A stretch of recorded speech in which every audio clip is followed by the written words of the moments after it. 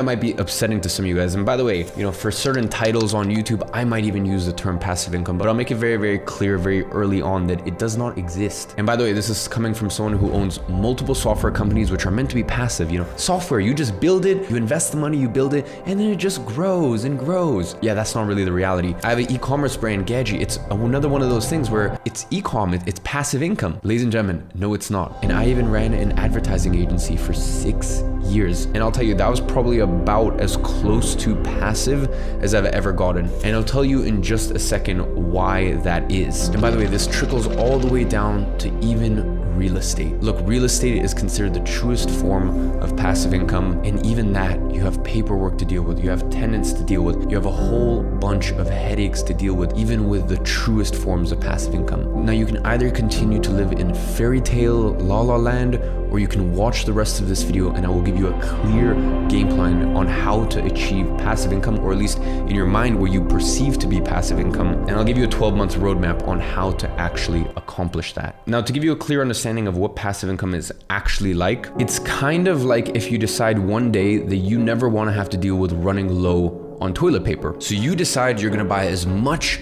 toilet paper as humanly possible. And you might do pretty well. You might sell out a bunch of stores of toilet paper. Heck, you might even have a 12-month, a 18-month, a 24-month supply of toilet paper. But at the end of the day, that toilet paper runs out. At a certain point, the effort that you front loaded, because you put in a lot of effort on the front, and basically what you did was you bought yourself time.